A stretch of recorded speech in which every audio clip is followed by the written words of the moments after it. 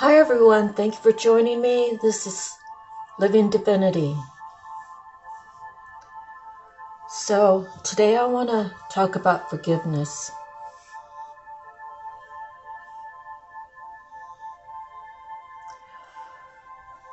It's really important to try to forgive those who make you feel like they're attacking you, or they're ganging up on you, or they're bullying you.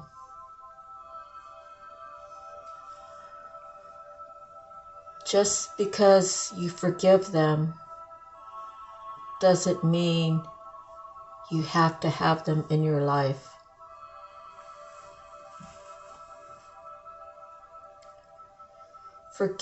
Forgiveness is really, it's for yourself so you can move on. Now, you basically have a few choices regarding forgiveness. You could never speak to them again. You can speak to them and tell them how you feel. Or you can do either of those two and let time pass. And hopefully reach back out to them if you're feeling like that's what you want to do. The one thing I've learned in life is true love is really rare. Those couples that have been together for 50 years and still having that togetherness. After 50 years, you're still having that I would never leave your side kind of mentality, or, that would be the feeling that would be portrayed on anyone that came in front of this particular couple. It's a safe place that not very many people can say that they have gotten. So, just learning life, you're born innocent. And through life, not everyone is destined to be in your life your whole life. People pass away. It could be something that's tragic, as in, for example, a car accident. Or it could be something expected. Someone has cancer and you hope and pray that stage 4, that they can beat it if they want to beat it, and they can fight it and they can make it. And to be honest with you, I've only heard of stage 4 where they were able to get rid of it, and then it came back even harder and took them. I actually personally, and I'm no expert, but I've never heard of stage 4 cancer going into complete, what is it called? Remittance? I don't even know if that's the right word, and never coming back. So through life, you're really blessed if, your teenage years, or, your early 20s, or even the 30s, whatever, when you meet that one person that you believe is the one, and you're lucky, and it is the one that you've been looking for your whole life, that you're able to stay with them both together for your entire lives together. It's very rare. And honestly, for me, on a personal basis, the only people I know that I spend a lot of time with which really wasn't that much time, was my grandparents. And I talk about them a lot because they were very important in my life. And I could just imagine like what their life was when they first got married, even though they probably had trials and tribulations, just getting together. I imagine their wedding was just glorious. I would imagine that raising 5 girls and 1 boy, they were thankful that they got the son to carry on the family name. And I'm sure my uncle was held in a very special place, seeing that he was the only boy born to carry on the family name. And you know, as a kid growing up, all of our family reunions were really good times. My mom and my aunties and my uncle, they would bring their families and we'd all gather together. I never knew how the money was put together. I never knew how much these family reunions cost, you know, when you're buying all the food and the drinks and so forth. I was just happy to spend time with my cousins, you know, and my siblings. And, you know, my sister Tanya, she took care of my grandparents. And when my grandparents got too old to come to the family reunions, she stayed home with them.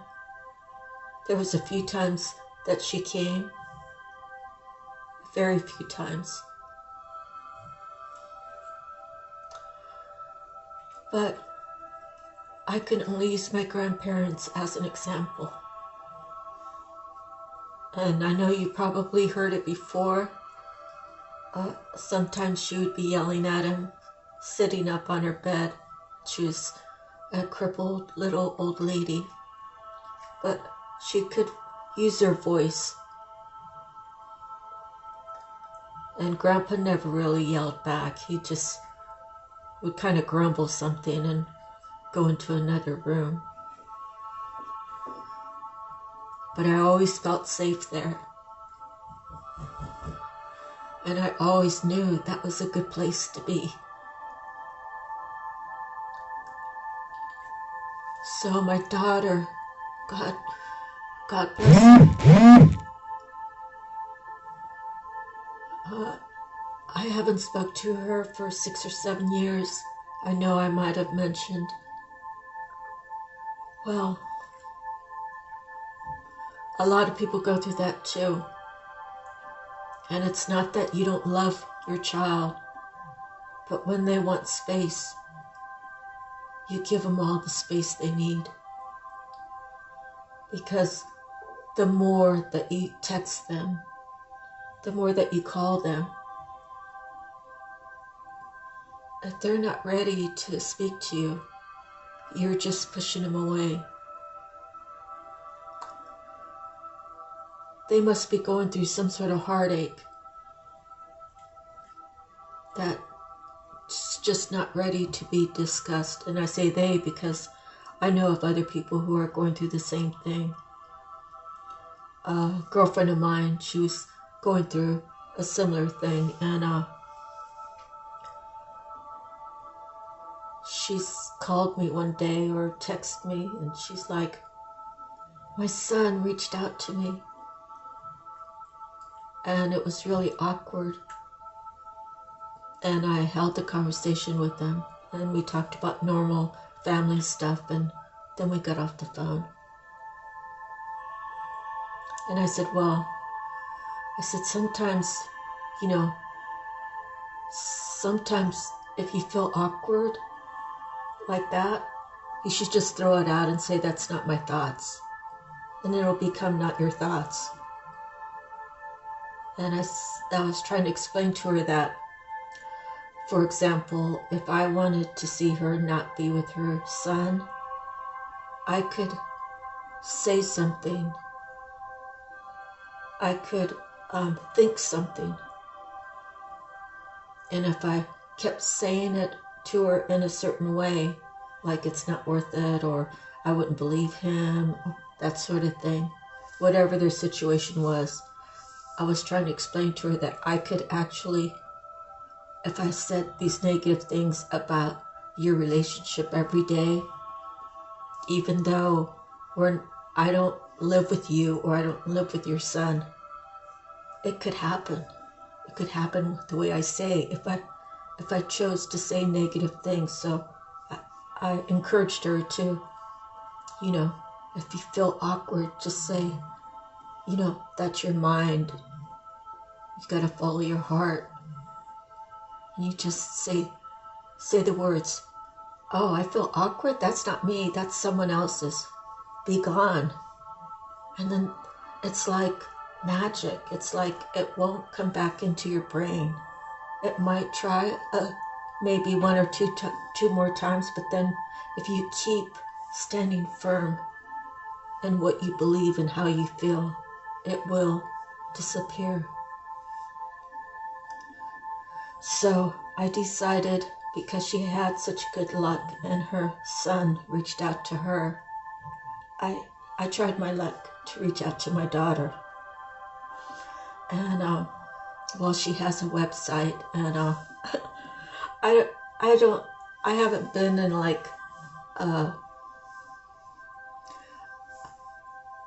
I haven't really done any correspondence in a while.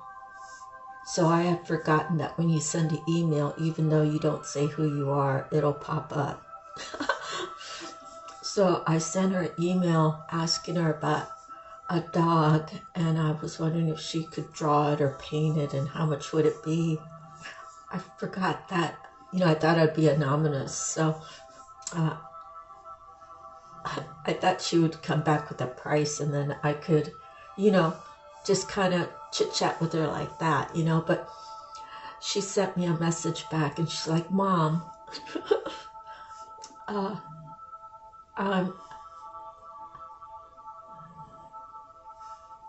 she's like, if you just send me your phone number, I'll think about calling you.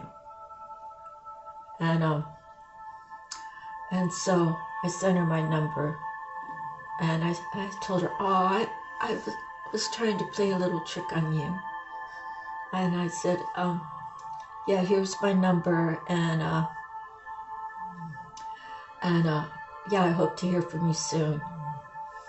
So I had some items that I wanted to give her, and so I sent her an email, and she responded back right away. And she said, Mom, I have the flu right now, and I'll call you when I'm feeling better, okay?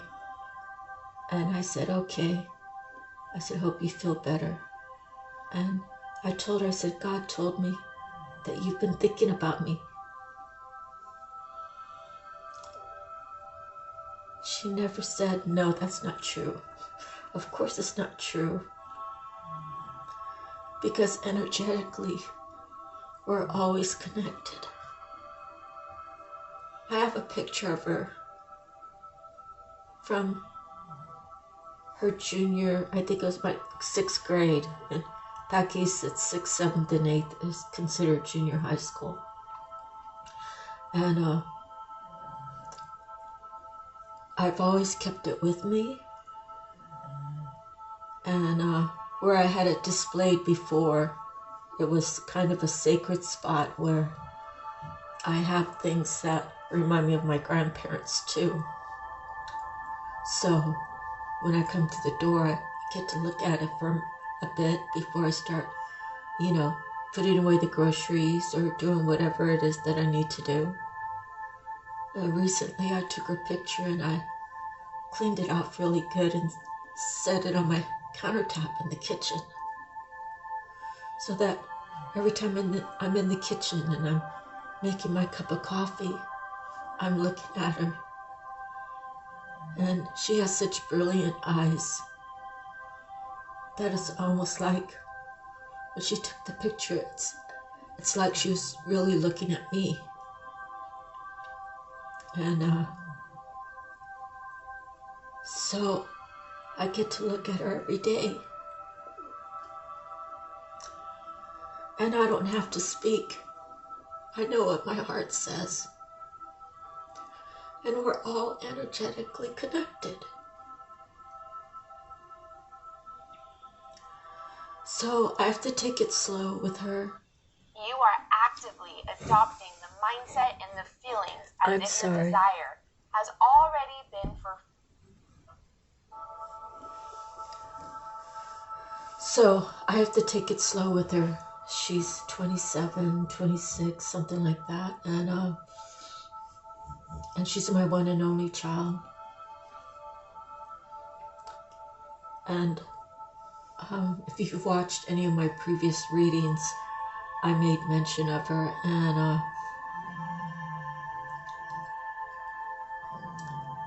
you know, I'm doing these videos. So God forbid if something was to happen to me tomorrow, well, I'm sure she would figure it out in time that I'm here. And she'd be able to listen to what I've been saying behind her back. And she would know that I only talk about love regarding her. I only talk about the hopes and the dreams and the wishes that I have for her to be successful in every aspect of her life. And she's my baby, no matter how old she is. And I would want to let her know that no matter what went wrong between us, we have so much that's good, so much that's right. Let's not focus on what went wrong. Let's focus on where we can go from here. In one of the letters, the emails, I told her, I said, you know,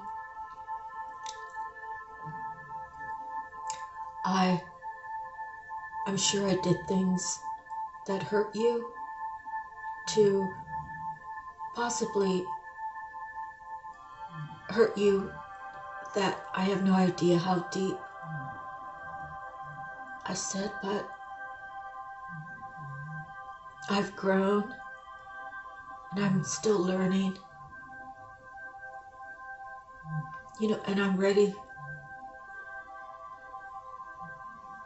to put her on the front. Her needs, her wants, her desires, anything that I could help her. Now she knows I'm still working on financially building my life. But she knows when I'm ready to work and I start working, I can make ends meet.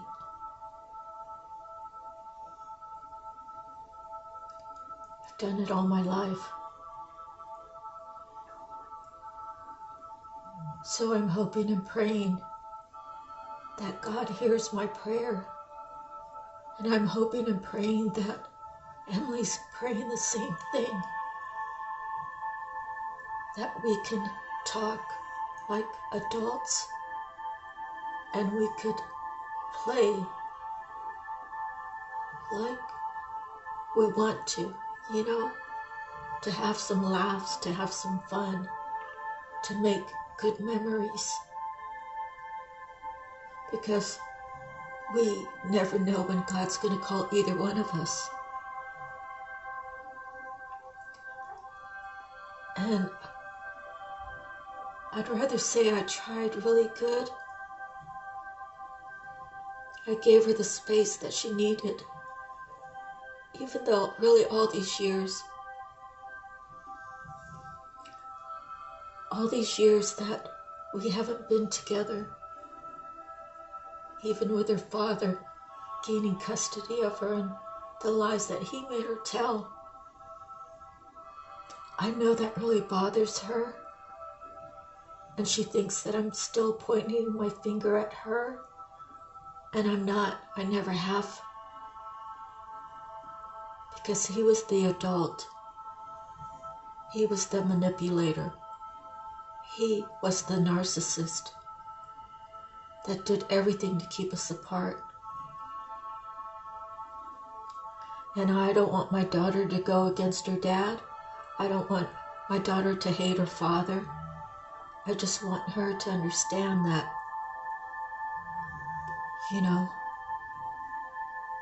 even though I was too giving, even though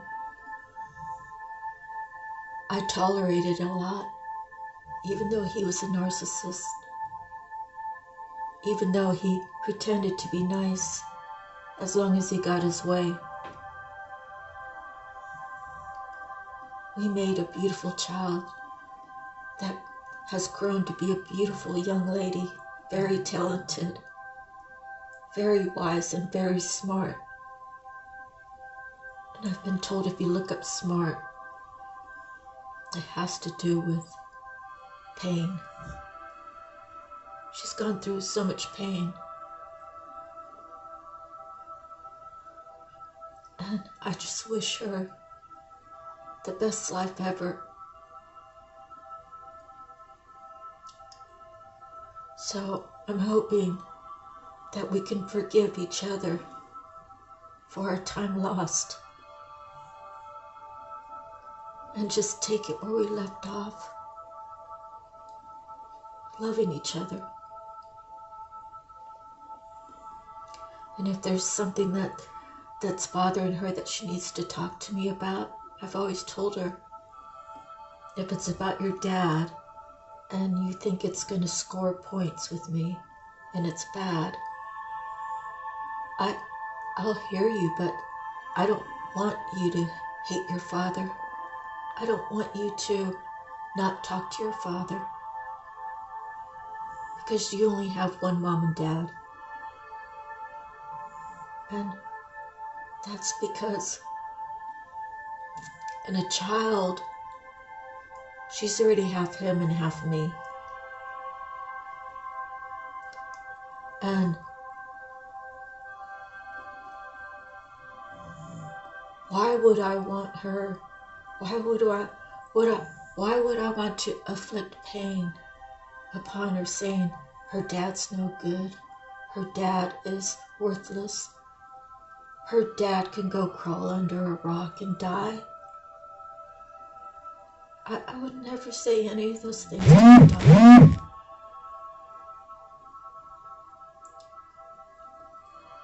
Ever. So although he's probably put all that upon her to feel that way about me, to fit in when she's with him, ultimately he has to live with it. If he hasn't received judgment on it, then, that's up to God. Do I pray for my daughter's father? These days I'm praying for justice. These days I'm praying for whatever was in the dark comes to the light. I'm not saying I'm perfect, but where vindication is due, I ask God to do that for me here this morning.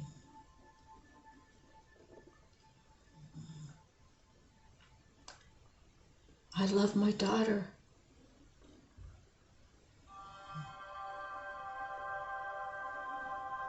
I just love my daughter.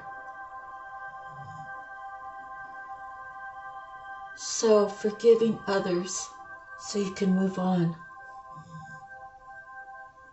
Sometimes it takes days or hours. Sometimes it takes weeks or months.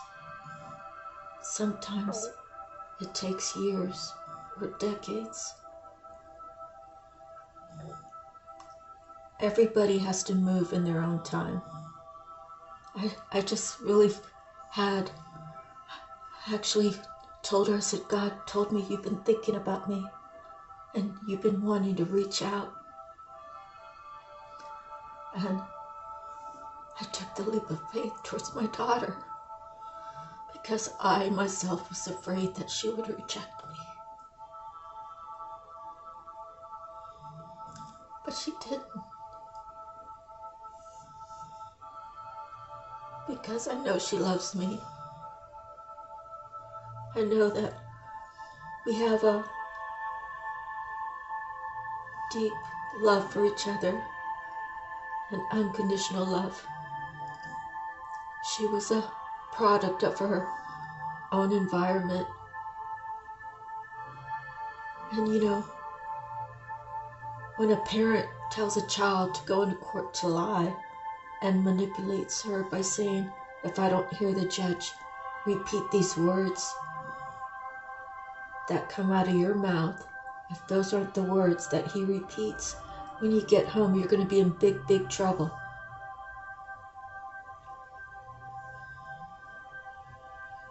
You know, and patting her on the head. You see, me and her dad, we had mutual friends in the town that we lived in. And one girlfriend called me up one day. She's like, yeah, I saw Ed and Emily at the grocery store today. And she said, Emily was right there. And Ed started dogging you out. She said, I put it to a stop right away. I said, don't you talk about her mother like that. And it shut him right up. She spoke up for me. And I love her dearly for that. And then one of my girlfriends, she's Asian. And when I left him and lost my daughter through it, I didn't contact her for 2 years. And out of the blue, I called her, and I don't know if I visited her or just talked to her on the phone. I said, I didn't call you because I knew that if he knew that you and I were talking, he'd be calling you like 5 times a day, and I didn't want to put you through that. Trying to pump you for information. And she told me, she said, yeah, Ed was saying some strange stuff. He came over with Emily. Emily standing right by him, and he's talking about Marcia's doing cocaine, and she's having sex in front of my daughter, and she's doing this and she's doing that. She's becoming an alcoholic. Meanwhile, patting my daughter on the head and caressing her shoulder and keeping her close. I said, wow, he's saying all that. I said, Melinda, did you believe it? She's like, I was kind of confused. And then she said, I sat back and she's like, no, that's not Marcia. And she went on to say, how could he talk about you in front of your guys' daughter? I said, yeah, that's an answer I'd like to know. So you see, I was in my 30s then.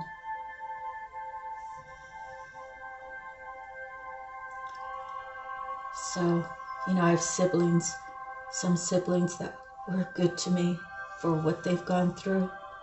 And I have some siblings who are exactly that. You know, just trying to hurt me just because. because they could. Because I wouldn't stand up for myself. And they did it behind my back anyways.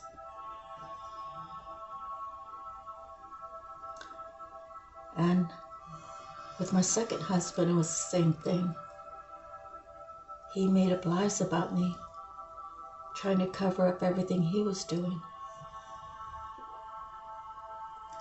He called his sister up and he said, "You wouldn't believe what Marcia did.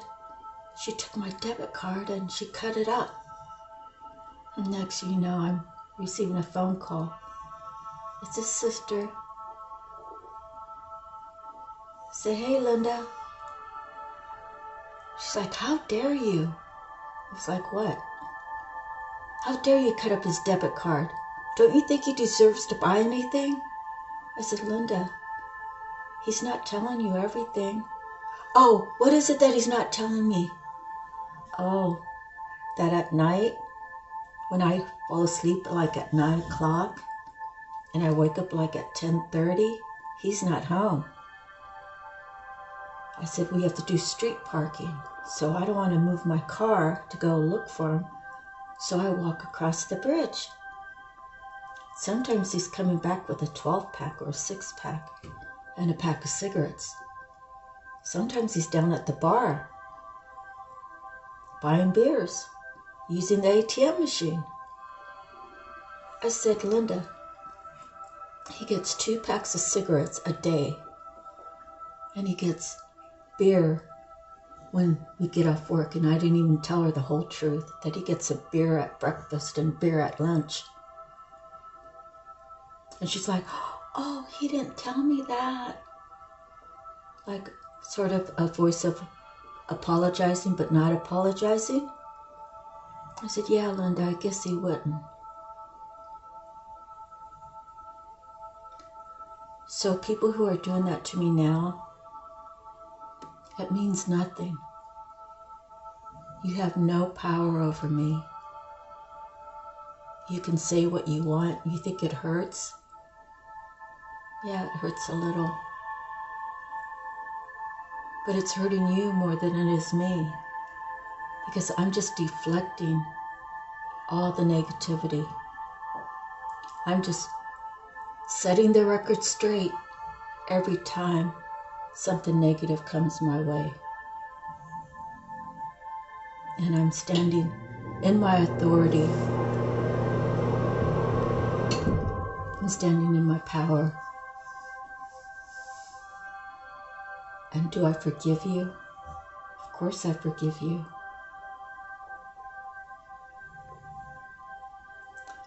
But will I have you back in my life? I'd have to pray about it first.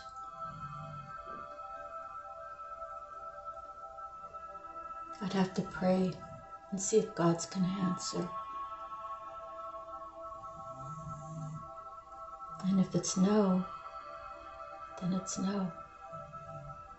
If he says Jesus forgave and he allowed people back in his life, but this one yes and that one no,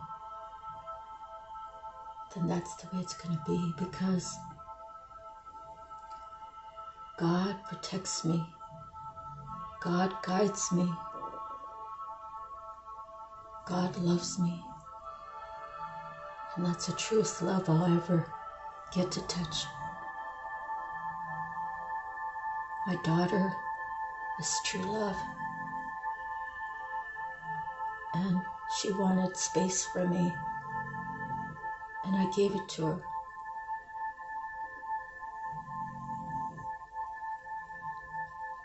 So when people are mean to you, you have to have discernment, but you can't really have discernment if you don't have any wisdom. And you can't have any wisdom if you haven't gone through it. That would be me like telling you I know everything about the dictionary, but only looking up certain words. And that's the reason why we are tasked, whether it's by the day, by the hour, by the week, by the month, by the year. How many trials and tribulations have you had to go through? How many times did you have to speak to God, or did you even speak to God for guidance, for repentance, for help?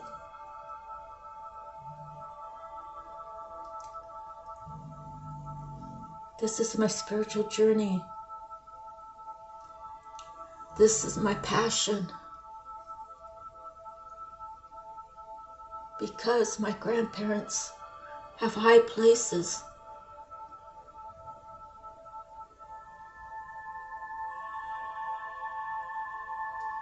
My grandma especially. She held high places here, and she was a crippled little lady. I imagine her in heaven, looking down on me.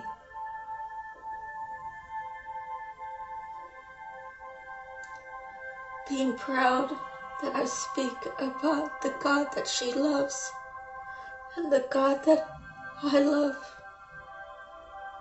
and how strong I am. And I've always been one to really never back down.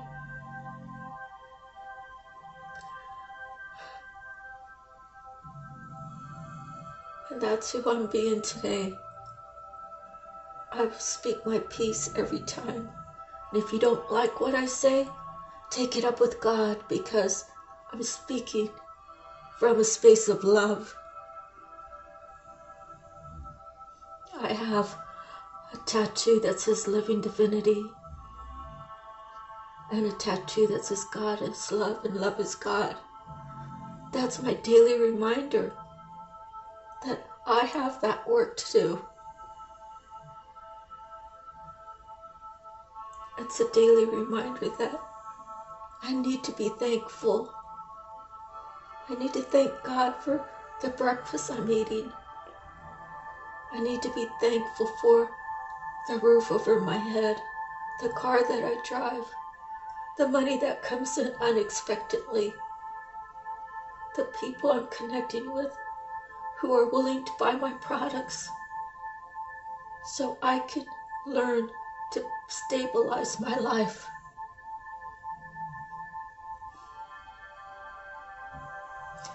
The craziest thing is I grew up with 4 brothers and 4 sisters. Each of them, because I'm the youngest, moved out. You know, like year after year, they were all getting to be 18, and our household size was diminishing. And just to make a note, you know, I might have told you my mom had 11 kids. I have 2 baby sisters after me. And one lived for a month, and then one was stillborn. But, you know, I've always lived with somebody.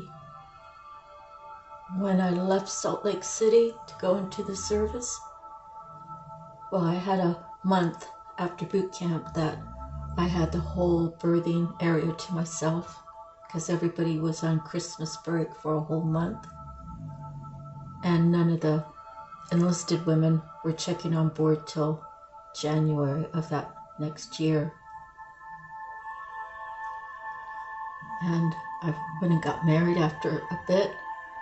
I was married for 19 years the first time, and 16 years for the second. So in 2019, my divorce is final then, or January 2020. I was officially on my own. And thank God, me and my oldest brother are connected. He's been there for me, and my brother Kenny has helped from time to time. But we're not that close. We used to be close. But, you know, time changes us. The things we've gone through changes us. What he went through with his second marriage and what I went through with my second marriage I don't know, it's kind of, we clashed. But do I still love my brother? Of course I do. Do I wish that we were really close? Of course I do. But I have to accept that hurtful words or hurtful actions, well, it happened already. I lived with them for 16 days, and there was a lot I had to put up with in that 16 days. And there was a lot of uncertainty that he was feeling about me for 16 days. Is she gonna go to work? Is she gonna do this? I gotta help her with the car. I gotta help her do this. I totally understand. But if you weren't up to help me, you should have never said. And we should have been talking about it as soon as, I got into town. So I can understand his uncertainty about which direction I was going. It was very upsetting to him.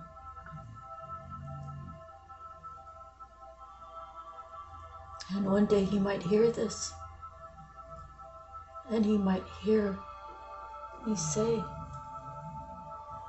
I'm sorry for not clarifying. I'm sorry for the distance. He only lives 10 miles away, but we don't speak. And I say to God, if whoever you want in my life, you let me know, God, because my hurting days I want to be over. I don't want to be around people who talk behind my back in a negative way. I just don't want it. Someone posted on Facebook, oh, if you see someone that's happy all the time, you should check on them because they might try to kill themselves. Wow. I wonder who that was directed at. No, I don't want to kill myself. I got work here to do for the love of God. I choose to be happy. And when I choose to be happy, a smile automatically comes on my face. It's like the 30-day challenge. If you smile for 30 days, it becomes a habit. Smiling radiates how you feel. So dear, don't worry about me. It's transformative. If you want to smile every day, try the challenge and you'll see, makes you feel real good. But you might find that people judge you and think that you want to kill yourself. It's a little bit twisted. But I love her. I love her more than she knows. She probably thinks I'm obsessed, but I'm not. I just love my family. What harm is that? People aren't used to that. And not very many people got to know Grandma. If they did, they would understand more about who I am. I actually prayed to God that when I was a little girl, I said, God, I said it in my mind, God, when I grow up, I want to be just like Grandma. I said, except for the crippled part. But everything else, I want to be just like Grandma. You see, God listens to us. I had to learn a lot of lessons before I could even come close to Grandma. because God wouldn't give me that title if I didn't do my work. So, thank you so much for joining me. I hope whatever I said, that someone out there finds hope or faith or love or belief that God is the Almighty and He does have different names. It comes down to love. How do you love? Do you love with conditions? Or do you really love unconditionally? Think about it. Think about the people in your life and where you've placed them. And do they actually belong in your life? Or are you yourself wearing a mask? I'm not asking the world to divorce everybody. I'm not asking the world to discard your kids. I'm not asking you to forget about your pets. I'm asking you about love, your self-love and self-respect. And what are you willing to put up with if you can't get that in return and you're giving it out? Is it worth 40 years? And I say 40 years because I had 2 marriages. That was 36 years combined. Is it worth all that? In the end, as long as it takes you to learn a lesson, I guess it's worth it. But if you have a problem with what I'm saying about any of this, please don't comment. Please talk to God about it. He placed me here, and I'm not perfect. I'm perfectly imperfect, and God accepts me unconditionally.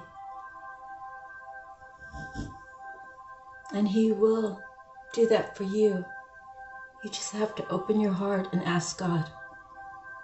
And I promise you, you'll see synchronicities. You'll hear songs on the radio that makes you think about whatever it is that you pray to Him about.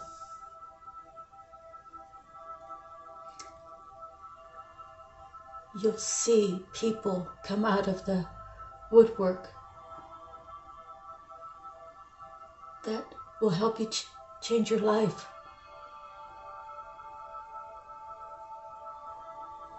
Through all my meditation since 2019, when I finally got on my own, I've been studying spirituality every day. You know, I studied the stock market, and after 3 years I could have been a millionaire if I would have just held on to the money. But spirituality is different. You can't study it for 3 years. It's lifelong studies.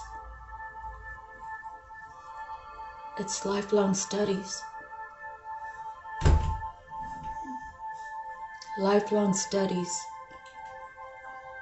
That if you choose God, and you choose whatever purpose He puts you on, and you do your best. If you get up every morning, I'm going to do my best today, God. I'm going to try to do my best today, God. But, you know,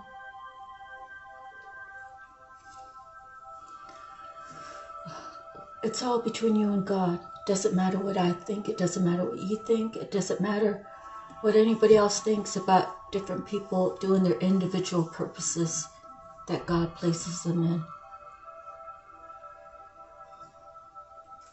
The people that hate these channels, that don't agree with these channels, have they even watched the channels?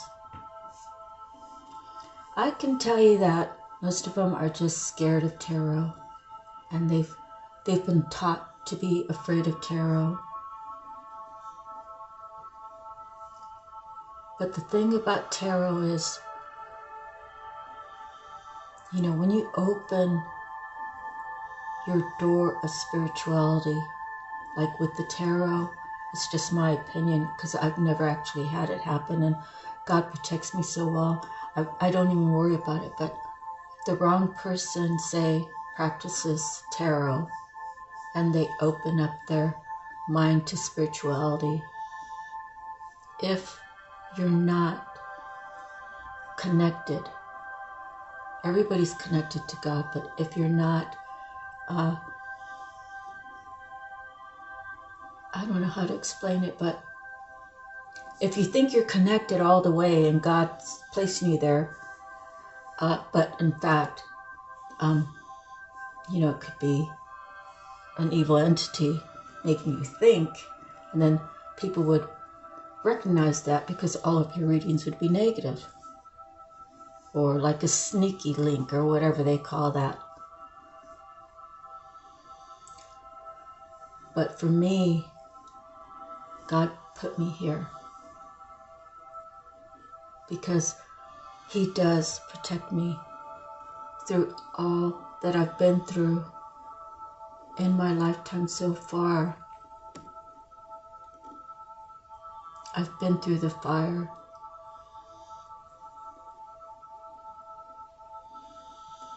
I've been through the fire.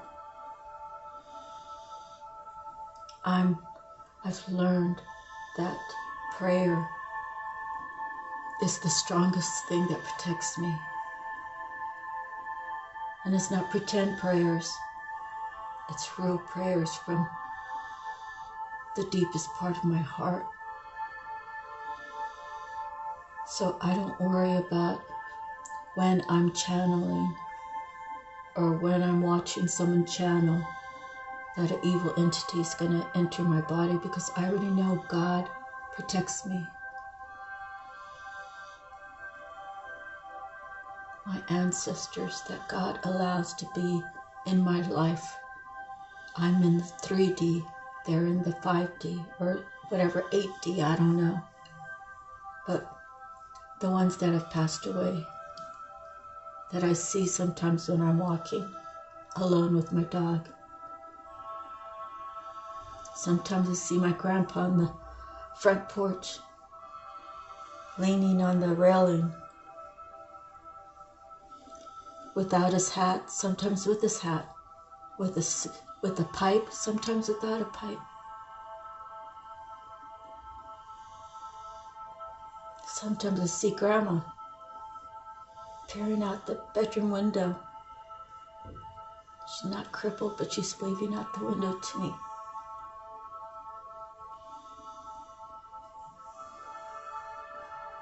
I thank God for all of that.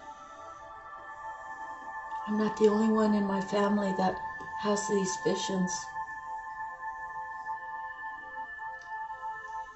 So some of us use it for good, some of us use it for bad.